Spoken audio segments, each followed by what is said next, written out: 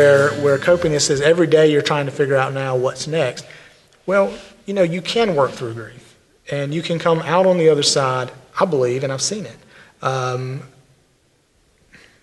often say, not that you want to go through the experience again, but you can come out on the other side with lessons that you have never gotten elsewhere in life. Yeah, and to me, that's transcendence. I You will agree. be better. No, back to techniques and methods. It seems that there are many counselors, or it seems like a lot of times we become very myopic or have become myopic in the hospice universe as far as counseling being, the modality. But it seems to me there are many other, I know in my own search for meaning and out there, I found, counseling was just forced at me, and then I started on my own discovering all kinds of other things. Sure. And what do you? Sure. I think you touched on it a few moments ago when you were talking about the power of memory. Yes. And when you brought up the fact that certain things bring us comfort, even though they may move us to tears, it's comfort. And there's many ways to work through our grief other than sitting side by side with someone and talking everything out. There are other things you can do. And that's one of the things we try to do in the support groups that we operate. We encourage verbalization. Yes. But it's not just a counseling session. We move on to real activities and things that you can use in your daily experience to help you work with your grief. And part of that may mean looking at some new alternative ideas. That may mean looking at options that hasn't been explored before. Or even or experiential things. Exactly. Like Sure. the dream visitation. Exactly. That almost brings sometimes resolution to. Sure. Dreams are powerful, and especially sometimes when individuals dream of the deceased can be extremely, extremely powerful in their experience. Part of my goal is not only as a bereavement counselor and as a chaplain is to help people make meaning. Yes. And sometimes, just exploring that dream that they may have had helps them make meaning of their current state and their current situation. And to me, that's powerful. It's not all about a counseling session where someone just regurgitates feelings, though that can be important. It also can be about looking into those things, looking into not only touch therapy, things such as Reiki. Options such as massage therapy can often release. And I used to get freaked out by those. I remember I used to get calls from California hospices, and it's just like, well, I'm sending, the Reiki thing, I'm sending you energy, and it's like, of course, I'm the clean cut, snot nosed wire room accountant going, okay, well, I'm feeling it, but and I used to laugh at that stuff, and I have found that I was probably quite ignorant, even the power of a touch. Exactly. Exactly. It can mean so much. It can really literally mean so much. One of the things that in working with clients and also patients and families, and you said it well, physical touch can change everything. It can change the whole dynamic of the relationship and the environment. So I don't think we should discount those things. When I work with someone, I'm looking for alternative ways to find them comfort. And as you said, not cope with their grief, but to help them work through it and to move forward to a better place in their own existence. I was going to say the one thing is we've been shooting visit media here today and all that. And the one thing that comes across as we go to different hospices and film the excellence is this idea that we carry an atmosphere, fear, or energy wherever we go, and that we actually change the space when we enter, and that we can alter that within ourselves, and from a spiritual standpoint, have you found that not true? That when you enter a home or whatever, that you change the dynamic in some way. Yeah, I always say you never discount your own power. Never discount your own power in a visit, because we all enter that room, as you just said, with energy, with power within ourselves. And from a spiritual standpoint, I think that is amazing. How when we connect with someone on much more than just a superficial level, even talking, and just talking. It may be superseded by the energy that's being put off. Exactly right.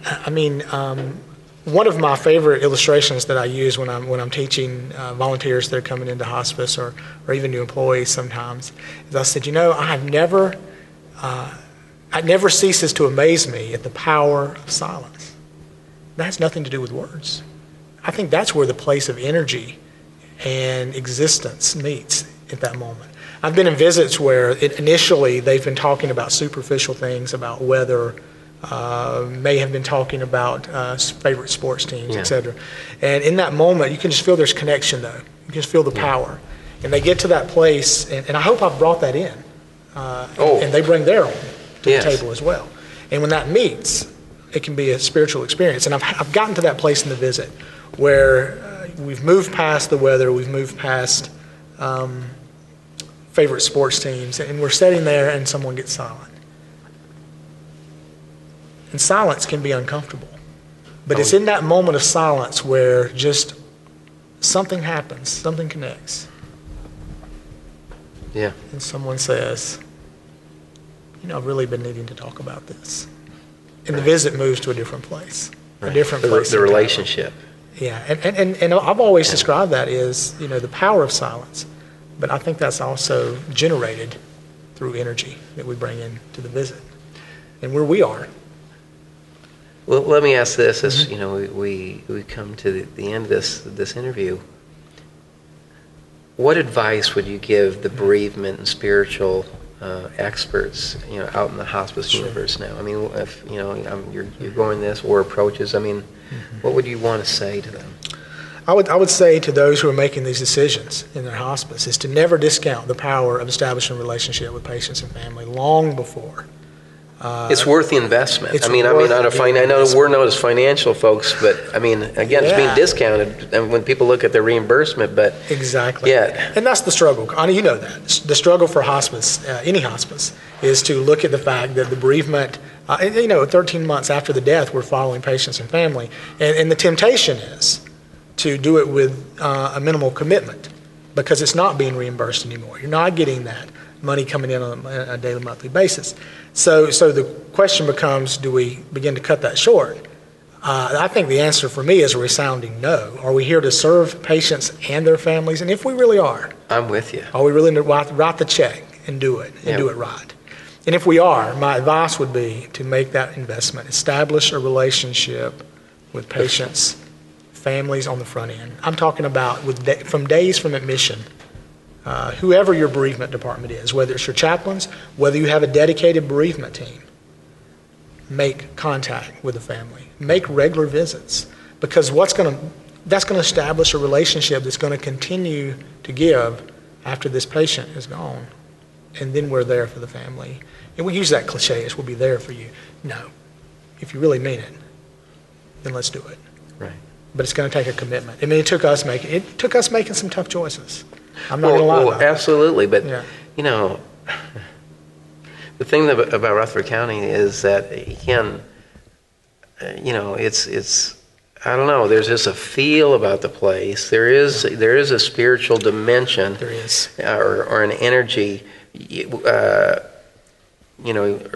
Rita and Heidi and the gang, they've taken something, really just a vision, and made it reality. Just like right now we're in this. How many hospices have just a tremendous, dedicated volunteer and community training space that is just stunning, and it's just recognized.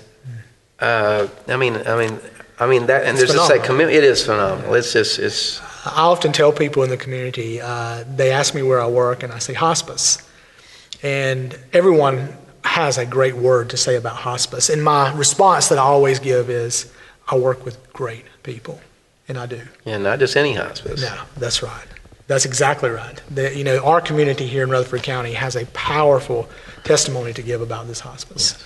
Yes. Every time, I hear it every day, literally every day. Someone says, you served my father, you served my grandmother, you served my aunt. And the other thing is, it's one of the most financially successful, and Rita don't mind me saying that, it's one of the most financially successful hospices there is. Well, you look at the building we're in. And it wasn't, and you go back, towards the beginning, it wasn't like that. Mm-hmm. And it was just turned into, and the fact that it hasn't moved away from its roots and hasn't become a sterile, vanilla organization. No, we're well respected in the community and loved. I mean, as you said, a vision of that was laid out in this training center. Yeah. You mentioned Rita and Heidi, and not only. Oh, there's a whole. But there's the whole management team. Kim Lowry, my supervisor, Rhonda Patton, others who just work so hard to make this hospital where it is. And Rita has the vision. And this training center we're in was built by our community. I mean, donations that have come in from the community built this. They built our hospice house. They built the addition to the hospice house. So when you look at that, no debt, everything paid for. Exactly.